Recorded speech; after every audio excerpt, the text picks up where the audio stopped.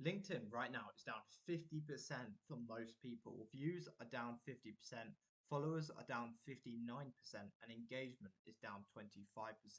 But there's a few select group of people that are growing better than ever. So here's the exact playbook of how you can copy their tactics. But firstly, you're probably wondering who I am. Why am I qualified to talk about this? So my name's Jabin. I run a marketing agency from the UK, serving UK service-based businesses. We handle a multitude of accounts for our clients, and LinkedIn is part of our expertise. So we see day in and day out the exact way that this works, particularly what doesn't work anymore. Because the algorithm is changing every single week. It's no longer about virality or getting unlimited amount of likes. It's about being precise. And if you don't know the new rules, you're pretty much invisible. So let's fix that. I'm going to show you what's working right now. LinkedIn doesn't really care that much about how many likes you're getting. What it cares about is something called the dwell time. And this is quite simple to understand. It's just the number of seconds someone spends looking at your post. There are three zones.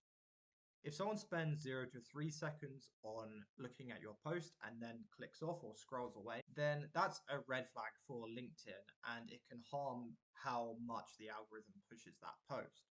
Then you have the two others. So you have the middle ground and then anything longer than 61 seconds or above. So if someone spends 61 seconds or longer looking at your post, then again, you're going to be distributed a lot more than if people are only spending 0 to 3 seconds looking at your posts.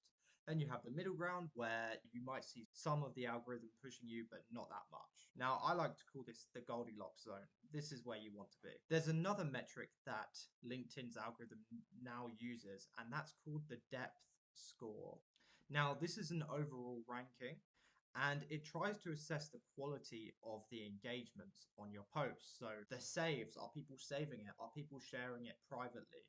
Are people leaving detailed and complex comments on your post? All of these help contribute to a higher depth score. So in practice, what this looks like for you is your main goal should be to stop people in their tracks. So one way you can do this is with storytelling hooks. People love stories.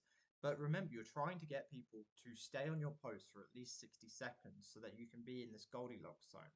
So you want to have enough content on your post, whether that be writing or a video, long enough for people to spend at least 60 seconds and get 60 seconds of value out of that post you've made, which again requires two things. You need to stop people in their tracks and then you need to do something to keep them around. Now, the second hack is document slash carousel posts. Now, these are doing really well. And in some micro niches, the engagement rate is almost 40%, which is just off the charts. Now, the reason this works so far is that the user has to swipe each time to get the rest of the post. And each swipe acts as a micro commitment, right? They're committing more and more of their time and therefore are more likely to continue swiping to get to the end result, the end goal, the end story. And again, this does tie back into what I mentioned above in terms of the Goldilocks zone. All of these swipes, this is just extra time people spend on your post because there's more content on that post. And as a result, the algorithm's going to push your post, your document, your carousel a lot more. Now, you don't want to overdo this. The sweet spot is around 5 to 10 slides, and you want to make sure that each slide itself is providing value and has a takeaway. If you're not too sure what to exactly put in these slides, you can put tips or tricks. So slide 1 is the overview page, and then slide 2, 3, 4 is first tip, second tip, third tip. Those work great. You can just put your results in or just testimonies, 10 testimonials. You can also do how to in the format of swiping. So step 1 is on the first page, step 2, step 3, so on and so forth. And you can just put data, industry specific data also works very well. People love to see what's relevant, what the trends currently are. But a key point is that you don't want too much information on one slide, because if someone swipes one time and then sees a massive bulk of information, they're going to be not wanting to read on. Whereas if there's the perfect amount of information, not too much, not too little, you don't want to provide no value and you don't want to dump value on top of them all at once. Too much of a good thing is a bad thing. You want to give them bite-sized value and reward them for swiping. So my fourth hack would be don't put any links in any of your posts. And this is a big no-no. The study was done those posts which have a link in their post, in wherever it may be in the post, they had a minus 60% reach to a comparable post with no link. And you can't even put it in the first comment as a workaround. Even those are penalized.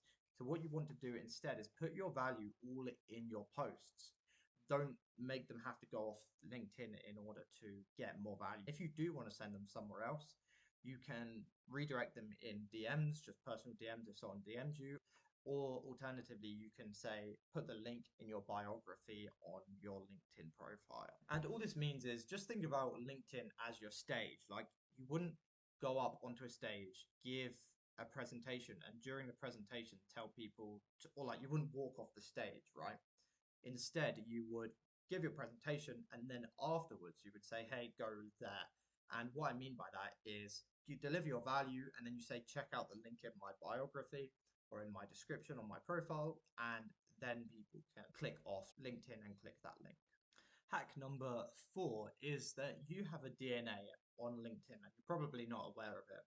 So essentially, the algorithm will look at your profile, it'll look about everything you do in terms of on your profile, your name, your industry, what you post about, or what you have posted about in the past. And it will use all of that to create almost a DNA, your profile essentially. And what this means is that if you make a post, let's say you're in the concrete industry, you're a construction guy, and you make a post about Bitcoin, then that Bitcoin post is going to be throttled and won't do as well as, say, your regular construction post. And I'm sure you've probably seen something like this before. So, and if you think about it, it does make sense because LinkedIn's goal is to keep people on their platform for as long as possible. And to do that, it needs to recommend people's LinkedIn profiles on your feed so that you have content to look at.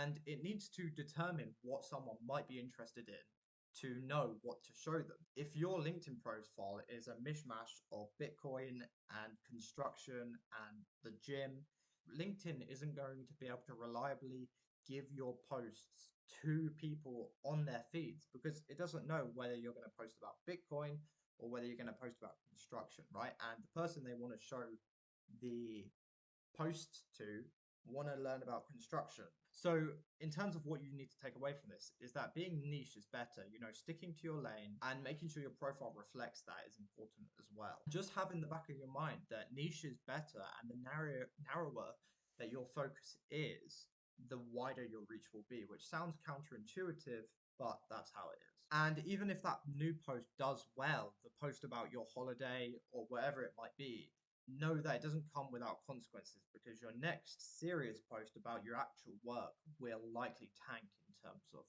interactions. So, my sixth tip or hack is that the first 60 minutes are key on LinkedIn. So, what happens in that period of time is that LinkedIn will test your post with 2 to 5% of your total network. And what happens within that period of time determines the future and whether it continues to get pushed from or by the algorithm. So what is key is early comments, early likes, any interactions. They are more heavily weighted by the LinkedIn algorithms than any interactions after that 60-minute period. Now you're probably wondering, well, what can I do about that, right? But there are some things you can do to improve the performance during this first 60 minutes. So here are a few things that you can do to improve your performance within that first 60 minutes. Firstly, you want to be posting. This sounds obvious, but post when your audience is online. Like, I don't care if it's late at night and you have a really good post idea. You want to wait till the following morning and post at a normal time when your target audience is actually online. There's no good posting at 2 p.m. when most people are on the job and then that hour passes by. You want to either be posting at the evening when, your audience is having a glass of wine and might be scrolling, or in the morning whilst they're having their breakfast. Secondly, you want to interact with LinkedIn and people on LinkedIn before and after doing a post. So do 5 interactions before and 5 after. Now, what this consists of is just liking posts and leaving comments. LinkedIn, the algorithm, it likes to see that you're active and you're actually a real person doing things on their platform. And that there's 2 reasons to do this. Firstly, the algorithm likes it and it will push your content. Secondly, let's say you leave a comment, that person goes and sees your most recent post, they will be more likely to comment and reciprocate that interaction. And thirdly, any comments that you do get on your post, you want to reply to those comments within that 60-minute window, ideally as soon as possible, to give the person who commented as much time within that 60-minute gap to respond to you. And you want to ask open-ended questions when you're replying to their comment, not just thanks. You want to ask them a question back, because if they reply to you, again, that's another comment and another tick for the LinkedIn algorithm.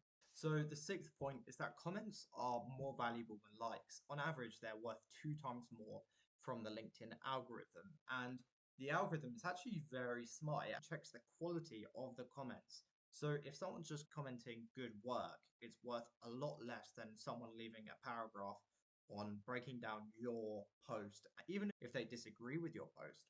Even that, just a high level of interaction, the algorithm loves. Be careful, because it might tempt you to go and say on your post, leave a comment if you agree with me or something like that. And LinkedIn detects that and will penalize you for it. The reason it does that is because it's realized that that doesn't result in a good end user experience. So don't do that in order to get a high level of comments. Your post needs to result in people organically wanting to comment something valuable. So a way you can do that without engagement farming is by just saying, in your post at the end, what do you think? Or writing posts with which compel people to leave comments, or even just say, what's your opinion on my point that I just made. Opinions work quite well on LinkedIn. What you want is multi-reply threads. You don't want one comment, your response, and that's it. What you want is one comment, you reply, they reply, you reply, someone else replies. That holds a lot more weight with the LinkedIn algorithm than the former that I mentioned. So as you can see, the overall assessment is that quality beats quantity every single time. If you can only put out 2 high-quality posts a week, then do that. It's better than 7 rubbish ones each week. Let's just recap what we've learned. Again, get people to stay on your posts for longer than 60 seconds. If you take one thing away from the video, that's what it should be. Documents and carousels work very well.